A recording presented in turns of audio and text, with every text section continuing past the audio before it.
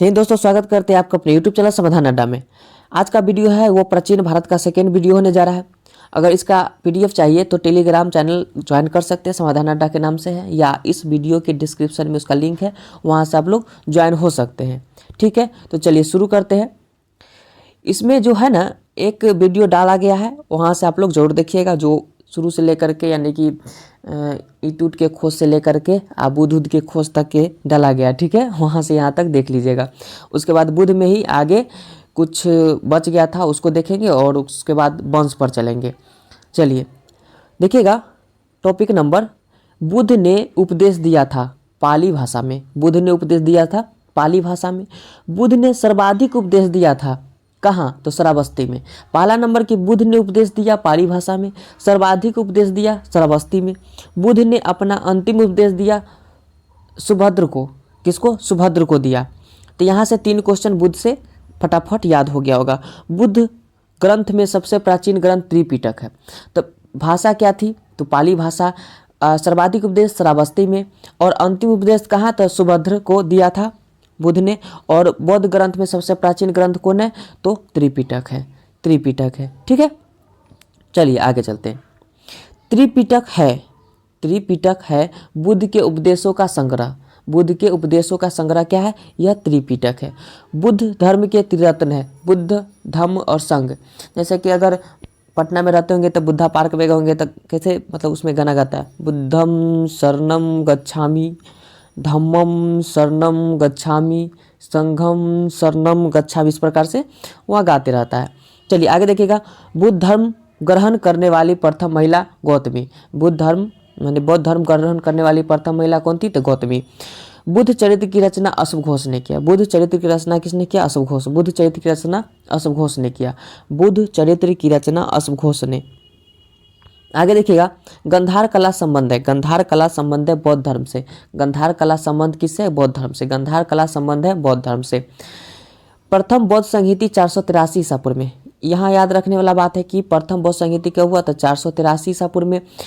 कहाँ हुआ? तो राजगीर में हुआ। किसके शासनकाल में हुआ? तो अजातशत्रु के शासनकाल में।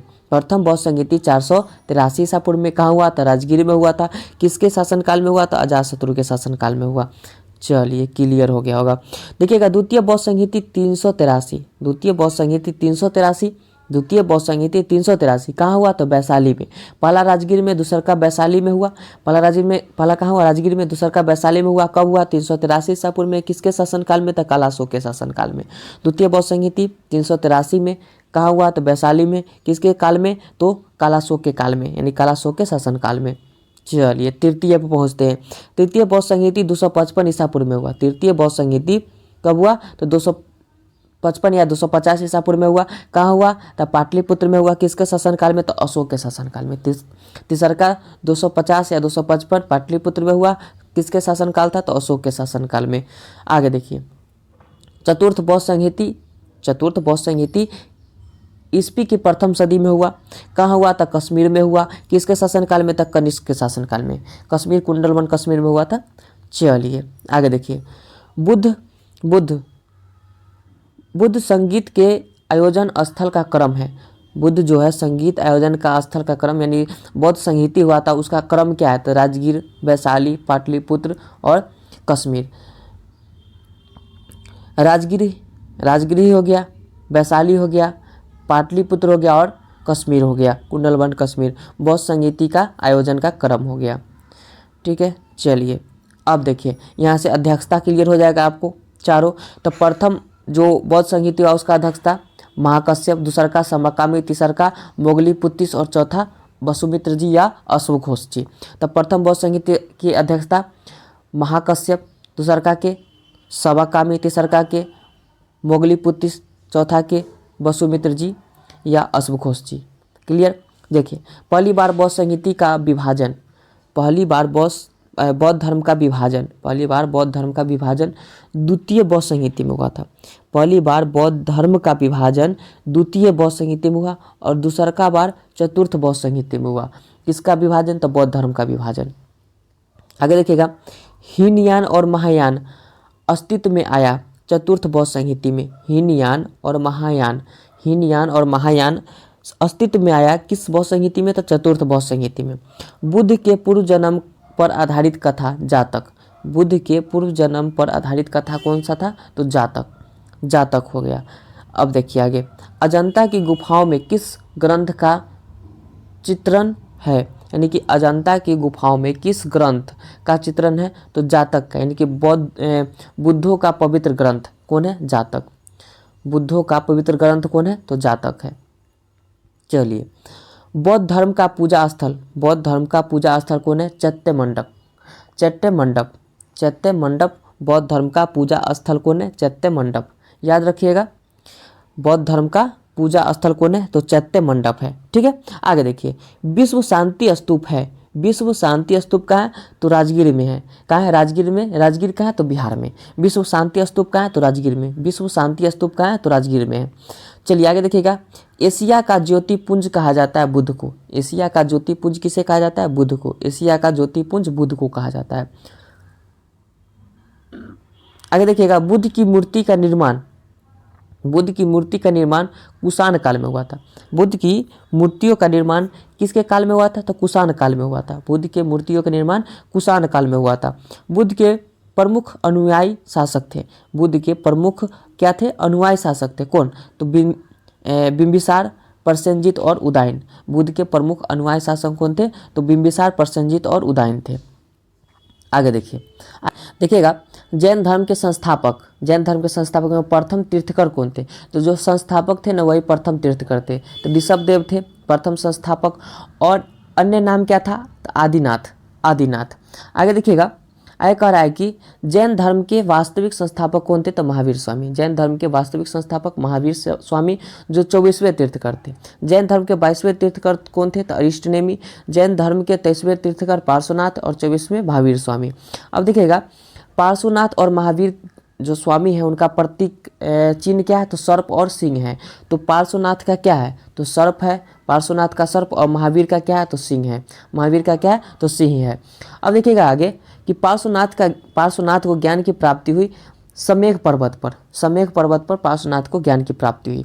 पार्श्वनाथ की 4 शिक्षाएं थी। कौन? सत्य, अहिंसा, अस्तेय और अपरिग्रह। सत्य, अहिंसा, अस्तेय और अपरिग्रह। लेकिन 5वां जो महाव्रत है, वो ब्रह्मचार्य किसने दिया? तो महावीर ने। किसने दिए थे? महावीर ने। 5वां जो ब्रह्मचर्य है वो महावीर ने, लेकिन 4 को कौन दिए थे? पार्श्वनाथ। चलिए आगे देखिएगा, जैन धर्म के अंतिम यानी कि 24वें तीर्थकर कौन थे? तो महावीर स्वामी। महावीर स्वामी का जन्म कब हुआ? तो इनकी पत्नी का नाम यशोदा, और जन्म हुआ था 540 ईसा पूर्व में। 540 हो जाएगा, यानी कि कुंडग्राम वैशाली में हुआ था 540 ईसा पूर्व में। महावीर की मृत्यु पावापुरी में 468 ईसा पूर्व में। 540 में जन्म हुआ और 468 में इनकी मृत्यु पावापुरी में हुई। आगे देखिएगा, महावीर के बचपन का नाम था वर्धमान। महावीर के बचपन का नाम वर्धमान था। महावीर किस राजघराने में पैदा हुए थे? तो क्षत्रिय। महावीर किस राजघराने में पैदा हुए थे? तो क्षत्रिय राजघराने में। आगे देखिए, आगे कह रहा है, महावीर के पिता सिद्धार्थ ज्ञात्री कुल के सरदार थे। ज्ञात्री कुल के थे। आगे देखिएगा, महावीर के माता त्रिशला, महावीर के माता त्रिशला लिच्छवी गणराज्य से संबंधित थी। ठीक है, यहाँ तक क्लियर। चलिए अब सेकेंड खाना में चलते हैं।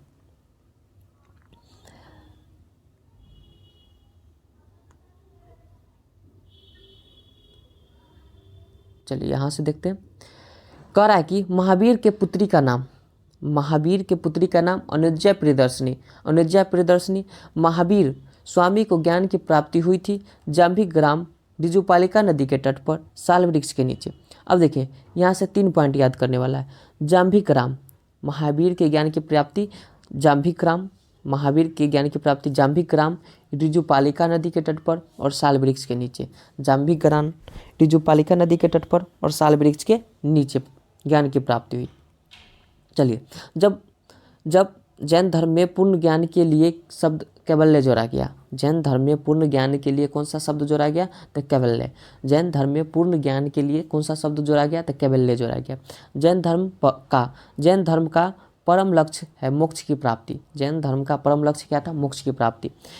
जैन तीर्थकर की जीवनी का उल्लेख कल्पसूत्र में है। जैन तीर्थकर की जीवनी का उल्लेख किसमें? कल्पसूत्र में। जैन तीर्थकर जीवनी का उल्लेख किसमें है? कल्पसूत्र में। जैन तीर्थकर जीवनी का उल्लेख कल्पसूत्र में है। महावीर के प्रथम उपदेश राजगृह में। महावीर ने अपना प्रथम उपदेश कहाँ दिए? तो राजगृह में।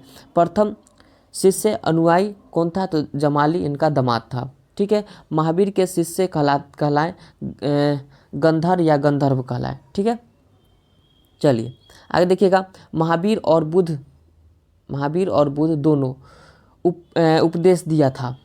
महावीर और बुद्ध दोनों उपदेश दिया था। मगध क्षेत्र था उसके नरेश बिंबिसार के शासनकाल में दोनों अपना उपदेश दिए थे। जैन धर्म के त्रिरत्न सम्यक दर्शन, सम्यक ज्ञान और सम्यक आचरण। जैन धर्म के त्रिरत्न क्या है? सम्यक दर्शन, सम्यक ज्ञान और सम्यक आचरण। चलिए क्लियर, आगे देखिए। जैन धर्म के दो संप्रदाय श्वेतांबर और दिगंबर। जैन धर्म के दो संप्रदाय था, एक श्वेतांबर था, एक दिगंबर था।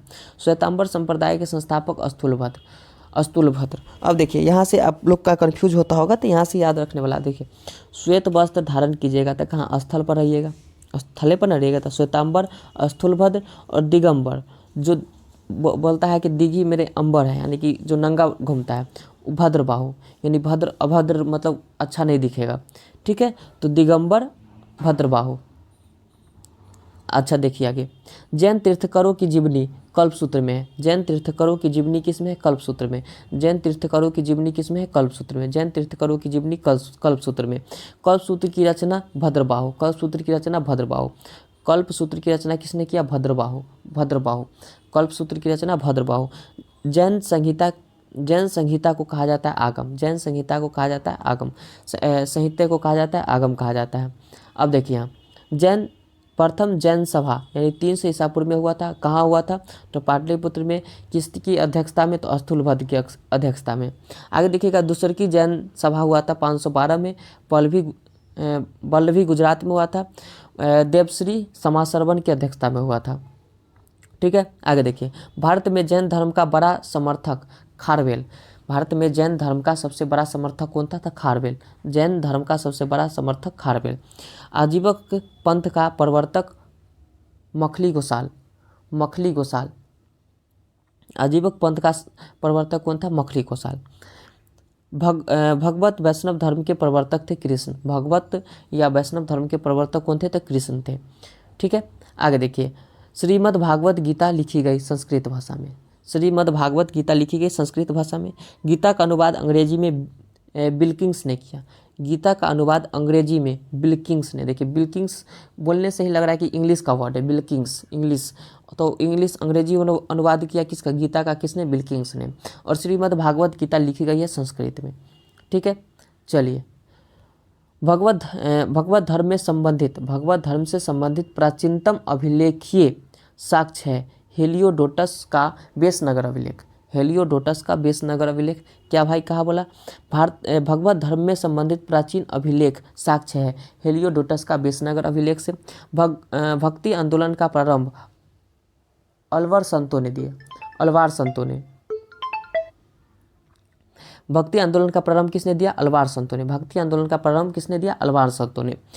सूफी धर्म आंदोलन का विकास 9वीं सदी में हुआ। सूफी धर्म आंदोलन का विकास कब हुआ? 9वीं सदी में। सूफी धर्म आंदोलन का विकास कब हुआ? 9वीं सदी में हुआ। इस्लाम धर्म के संस्थापक हजरत मोहम्मद साहब। इस्लाम धर्म के संस्थापक कौन थे? हजरत मोहम्मद साहब। इस्लाम धर्म के संस्थापक हजरत मोहम्मद साहब। जन्म 570 ईस्वी में मक्का में हुआ था। 570 ईसा पूर्व में मक्का में हुआ था। ठीक है, आगे देखिए। आगे देखिएगा। मोहम्मद साहब के पिता का नाम अब्दुल्ला और माता का नाम अमीना। मोहम्मद साहब के पिता का नाम क्या था? तो अब्दुल्ला था। मोहम्मद साहब के पिता का नाम अब्दुल्ला, लेकिन मोहम्मद साहब के माता का नाम क्या था? तो अमीना था। मोहम्मद साहब के माता का नाम अमीना था। हजरत मोहम्मद साहब को ज्ञान की प्राप्ति 610 ईसा पूर्व में हीरा नामक गुफा में हुआ था। हजरत मोहम्मद साहब को ज्ञान की प्राप्ति 610 ईसा पूर्व में हीरा नामक गुफा में हुआ था। ठीक है, हिजरी संवत की शुरुआत हुई 622 ईसा पूर्व में। हिजरी संवत की शुरुआत कब हुई? 622 ईसा पूर्व में हुआ था। मोहम्मद साहब की मृत्यु 632 ईसा पूर्व में। मोहम्मद साहब की मृत्यु 632 ईसा पूर्व में मदीना में हुआ था। मोहम्मद साहब की मृत्यु 632 ईसा पूर्व में मदीना में हुआ था। उनके उत्तराधिकारी कहलाए खलीफा। उनके उत्तराधिकारी क्या कहलाए? खलीफा कहलाए। इस्लाम धर्म का पवित्र ग्रंथ कुरान है। इस्लाम धर्म का पवित्र ग्रंथ क्या है? कुरान है। इस्लाम धर्म के संस्थापक ईसाई धर्म के संस्थापक ईसा मसीह। ईसाई धर्म प्रमुख ग्रंथ बाइबिल। ईसा मसीह का जन्म 4 ईसा पूर्व में हुआ था, बेथलेहम में। ठीक है, 4 ईसा पूर्व में कहाँ हुआ था? बेथलेहम में। ईसा मसीह को सूली पर चढ़ाया गया 33 ईस्वी में। ईसा मसीह को सूली पर चढ़ाया गया 33 में। किसने चढ़ाया? तो रोमन गवर्नर पोंटियर द्वारा चढ़ाया गया। ठीक है। पारसी धर्म के संस्थापक पैगंबर जरथुस्ट्र। पारसी धर्म के संस्थापक कौन थे? तो पैगंबर जरथुस्ट्र थे। पारसियों का धार्मिक ग्रंथ ज़ेंदावेस्ता। पारसियों का धार्मिक ग्रंथ कौन है? ज़ेंदावेस्ता। 16 में देखिएगा 16 महाजनपद की सूची मिलती है बौद्ध धर्म के अंगुत्तर निकाय से और जैन धर्म के भगवती सूत्र से। बौद्ध धर्म के अंगुत्तर निकाय और जैन धर्म के भगवती सूत्र से। आगे देखिएगा अवंती और अंग की राजधानी। अवंती उज्जैन, अंग चंपा। अवंती की राजधानी उज्जैन और अंग की राजधानी चंपा। कौशल के श्रावस्ती और मल की कुशीनारा। मल का कहाँ था? कुशीनारा में है। चलिए चलते हैं तीसर का खाना में।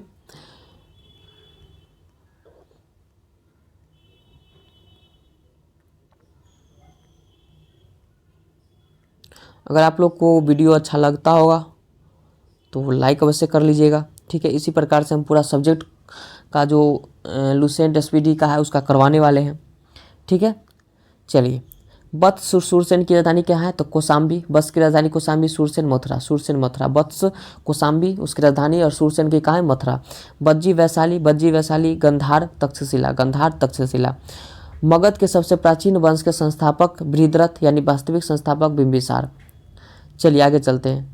मगध की प्रथम राजधानी गिरिब्रज यानी राजगिरी।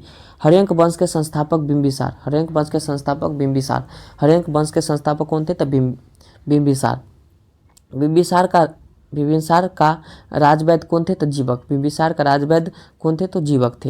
बिंबिसार की हत्या अजातशत्रु ने। बिंबिसार की हत्या किसने की? अजातशत्रु ने। अजातशत्रु या कुनी की हत्या उदयन ने किया। अजातशत्रु की हत्या उदयन ने किया। अजातशत्रु की हत्या बिंबिसार की हत्या अजातशत्रु की हत्या उदयन ने। और पाटलिपुत्र की स्थापना किसने किया? उदयन ने किया।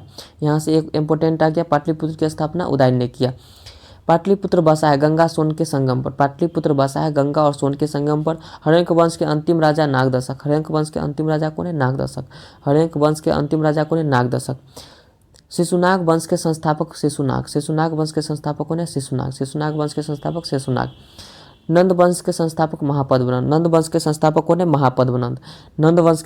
महापद्मनंद। एकराट की उपाधि धारण किया किसने? महापद्मनंद। नंद वंश का अंतिम शासक कौन है? घनानंद। नंद वंश के अंतिम शासक घनानंद। अष्टाध्याय प्रसिद्ध कीर्ति है पाणिनि की। अष्टाध्याय प्रसिद्ध कीर्ति किसकी है? पाणिनि की। भारत पर प्रथम आक्रमण किया किसने? ईरानियों ने। भारत पर प्रथम आक्रमण किया ईरानियों ने। भारत पर प्रथम सफल आक्रमण किया डेरियस प्रथम दारा प्रथम 516 ईस्वी में। भारत पर प्रथम सफल आक्रमण किसने किया? तो डेरियस प्रथम ने सफल आक्रमण किया। भारत पर आक्रमण करने वाला पहला यूनानी शासक कौन था? तो सिकंदर 326 ईसा पूर्व में। सिकंदर के पिता फिलिप, लेकिन सिकंदर का जन्म 356 ईसा पूर्व में हुआ था। घनानंद समकालीन था सिकंदर के। सिकंदर की मृत्यु 323 में हो गया था बेबीलोन में। सिकंदर सेल्यूकस निकेटर था सिकंदर का सेनापति था कौन? Seleucus Nicator. सिकंदर के गुरु अरस्तु, लेकिन सिकंदर का घोड़ा कौन था? तो बुक्केफराल था। ठीक है, अब देखिए यहाँ से सिकंदर और पोरस के बीच युद्ध कहलाता है हाइडेस्पीज या झेलम या बितिस्ता की योजना। यह तीनों नाम रहेगा तो वह सेम ही हो जाएगा। सिकंदर और पोरस के बीच का जो युद्ध हुआ था हाइडेस्पीज, झेलम या बितिस्ता की युद्ध कहलाता है। मौर्य वंश का संस्थापक चंद्रगुप्त मौर्य। मौर्य वंश की प्रचलित मुद्रा थी पर्ण थी। सुदर्शन झील का निर्माण चंद्रगुप्त मौर्य ने किया। चंद्रगुप्त मौर्य का अनुयायी था जैन धर्म। चंद्रगुप्त मौर्य किसके अनुयायी थे? तो जैन धर्म का। चंद्रगुप्त मौर्य अनुयायी थे जैन धर्म का। चंद्रगुप्त जैन धर्म की दीक्षा ली भद्रबाहु से चंद्रगुप्त जैन धर्म की दीक्षा ली किससे? तो भद्रबाहु से। चंद्रगुप्त मौर्य की गुरु एवं महामंत्री चाणक्य। चंद्रगुप्त मौर्य के गुरु कौन थे? तो चाणक्य। चाणक्य का अन्य नाम विष्णुगुप्त या कौटिल्य। चाणक्य का अन्य नाम क्या है? विष्णुगुप्त या कौटिल्य। कौटिल्य रचित अर्थशास्त्र की पुस्तक संबंधित है राजनीति से, जिसकी तुलना मैकियावेली के पुस्तक प्रिंस से किया गया है। ठीक है। भारत का मुक्तिदाता कहा जाता है चंद्रगुप्त मौर्य को। भारत का मुक्तिदाता किसे कहा जाता है? चंद्रगुप्त मौर्य को कहा जाता है। भारत का मैकियावेली कहा जाता है चंद्रगुप्त को। भारत का मैकियावेली किसे कहा जाता है? तो चाणक्य को कहा जाता है। भारत का मैकियावेली चाणक्य को कहा जाता है। जस्टिस ने सेंड्रोकोटस कहा चंद्रगुप्त मौर्य को। जस्टिस ने सेंड्रोकोटस कहा किसे? चंद्रगुप्त मौर्य को कहा। विशाख दत्त समकालीन थे चंद्रगुप्त मौर्य के। विशाख दत्त समकालीन थे किसके? चंद्रगुप्त मौर्य के। मुद्रा राक्षस नाटक की रचयिता विशाख दत्त। मुद्रा राक्षस नाटक की रचयिता कौन है? विशाख दत्त। मुद्रा राक्षस नाटक की रचयिता विशाख दत्त। चंद्रगुप्त मौर्य के दरबार में आने वाला प्रसिद्ध यूनानी था मेगास्थनीज। चंद्रगुप्त मौर्य के दरबार में आने वाला प्रसिद्ध यूनानी था मेगास्थनीज। पुस्तक इंडिका। पुस्तक कौन है? इंडिका। मेगास्थनीज था सेल्यूकस निकेटर का राजदूत। मेगास्थनीज था सेल्यूकस निकेटर का राजदूत। सेल्यूकस को पराजित किया चंद्रगुप्त मौर्य ने 305 ईसा पूर्व में। सेल्यूकस को पराजित किया चंद्रगुप्त मौर्य ने 305 ईसा पूर्व में। सेल्यूकस को पराजित किया 305 में चंद्रगुप्त मौर्य ने। ठीक है, आगे चलते हैं। चंद्रगुप्त का विवाह हुआ था सेल्यूकस की पुत्री कॉर्नेलिया से या हेलेना के साथ। ठीक है, आखिरी प्रश्न है, आखिरी जो बचा हुआ है। चंद्रगुप्त मौर्य की मृत्यु हुई 298 ईसा पूर्व में श्रवण बेलगोला कर्नाटक में उपास द्वारा। ठीक है, तो यह वीडियो कैसा लगा? वीडियो अच्छा लगा है तो सब्सक्राइब उससे कर ले। और जो तीसरा का पार्ट है उसमें हम कोशिश करेंगे कि पूरा हिस्ट्री ख़त्म हो जाए। वीडियो देखने के लिए बहुत बहुत धन्यवाद।